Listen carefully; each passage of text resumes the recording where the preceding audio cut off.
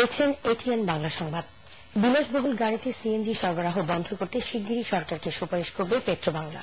প্রতিষ্ঠানটি মনে করে পানির দামে সিএনজিতে বিত্তবানরা দামি গাড়ি চালাচ্ছেন, অথচ গ্যাসের অভাবে ঠিকমতো রান্না করতে পারছেন না রাজধানীর লাখ লাখ পরিবার।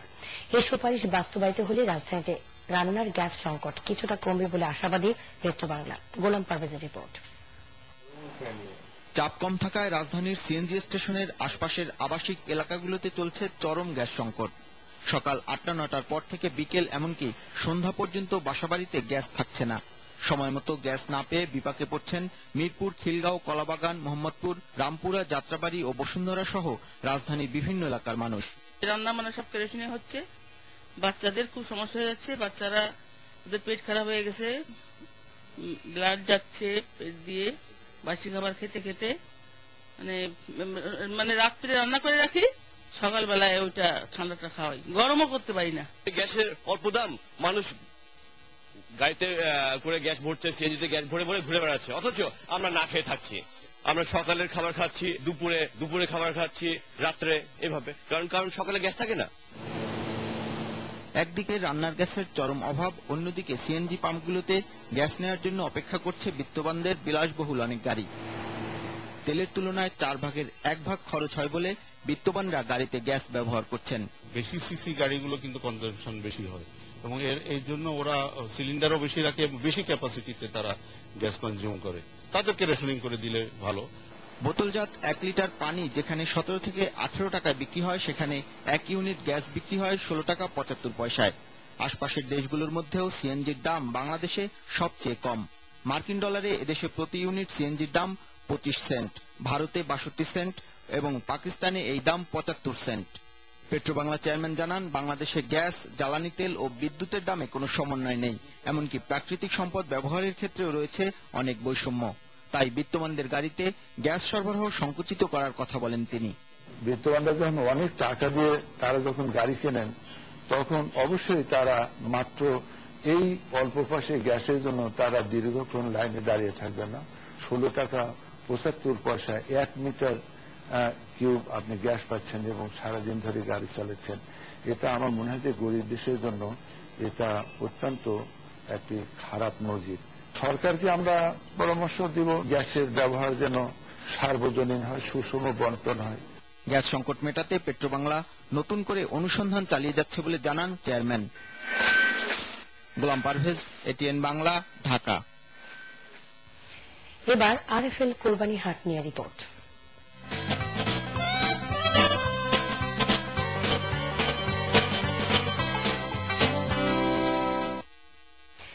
রাজধানীর কোরবানির পশুর হাটগুলো জমে উঠতে শুরু করেছে। তবে অধিকাংশ হাটে পশুর আমদানি বাড়লেও বেচা বিক্রি ছিল কম।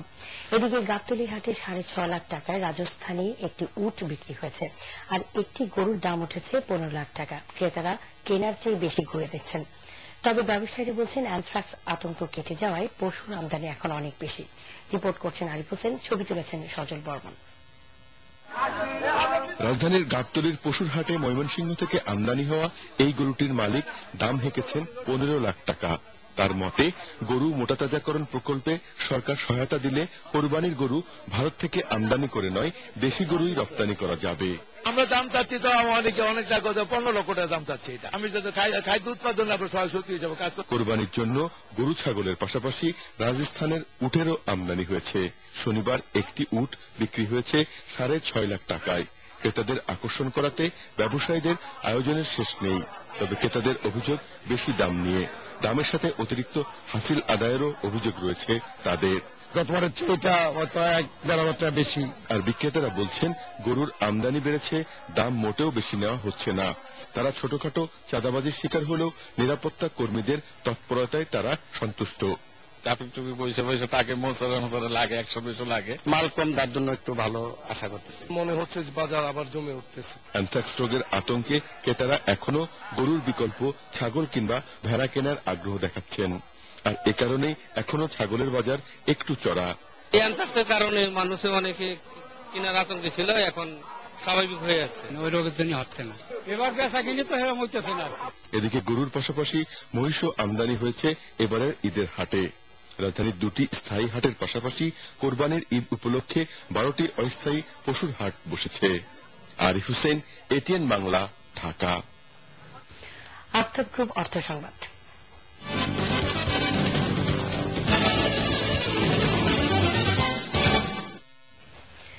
সুবিধাবঞ্চিত শিশুদের শিক্ষার জন্য বাংলার পাঠশালা ফাউন্ডেশনকে অনুদান দিয়েছে সোশ্যাল ইসলামী ব্যাংক।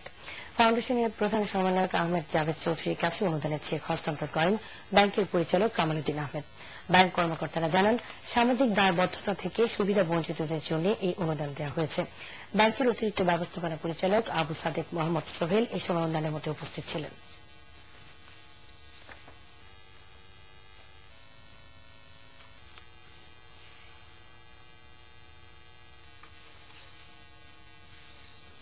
ট্রাস্ট ব্যাংক আন্তর্জাতিক সংবাদ।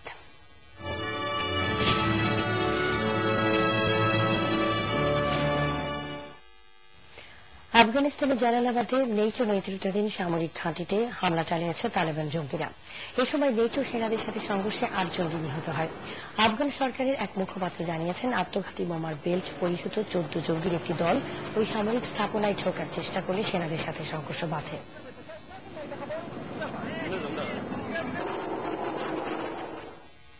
আবারও জেনারেল ফার্মাসিউটিক্যাল সংবাদ বিরতি, আর বিরতির পর আরো থাকছে। এশিয়ান গেমসে সোনার পদক জয়ের আশ্বাস বাংলাদেশ ক্রিকেট দলের কোচ ও অধিনায়কের।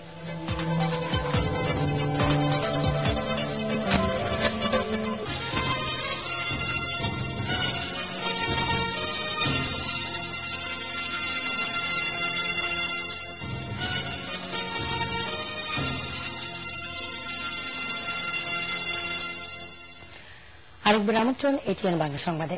প্রাকৃতিক সরকার রাষ্ট্র নির্বাচনের চূড়ান্ত পর্বে সুন্দরবনকে ভোট দিতে রাজধানীর এক আলোচনা সভায় বক্তারা আহ্বান জানিয়েছেন।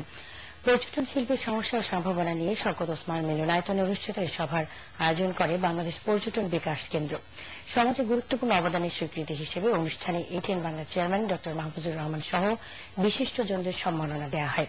সংসদ সদস্য ড আব্দুল মান্নান, সার্ক কালচারাল সোসাইটির সভাপতি এটিএম মমতাজুল করিম এতে উন্নয়নের মধ্যে উপস্থিত ছিলেন।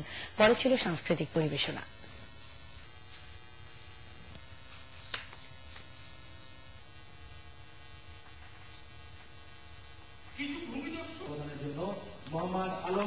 পার্টেক্স খেলার খবর।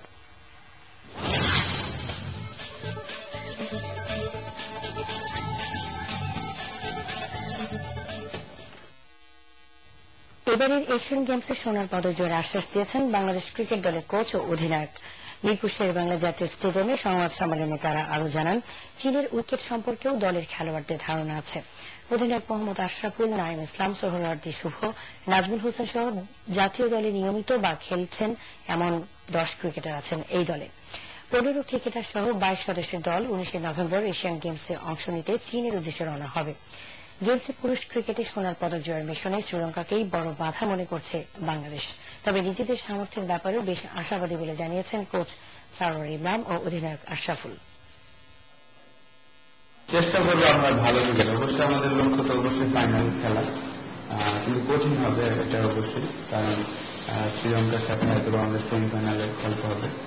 তারপরে আমরা আমাদের দেশ ক্রিকেট খেলতে পারলে আমি মনে করি আমাদের অতটা সমস্যা হবে না। এই ছিল এখনকার সংবাদ। শেষ করার আগে ইউসিবি সংবাদ শিরোনাম আরেকবার। জোর জবরদস্তি করে এক কাপড়ে সেনানিবাসের বাড়ি থেকে বের করে দেওয়া হয়েছে। সংবাদ সম্মেলনে খালেদা জিয়া, সেনাবাহিনী বলছে তিনি স্বেচ্ছায় বাড়ি ছেড়েছেন।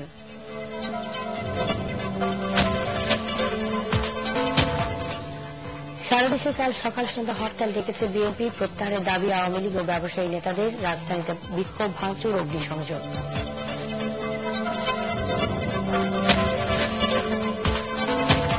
কুষ্টিয়ায় আওয়ামী লীগ সাংসদের বাড়িতে বোমা হামলা, 3 জন নিহত, এমপি সহ আহত 2 জন।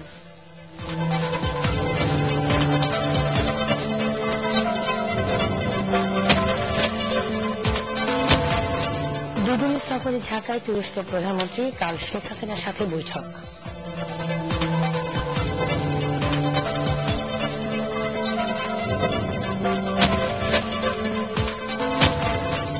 এবং 15 বছর গৃহবন্দী থাকার পর মুক্ত মিয়ানমারের গণতন্ত্রকামী নেত্রী অং সান সুচি স্বাগত জানাল পশ্চিমা বিশ্ব।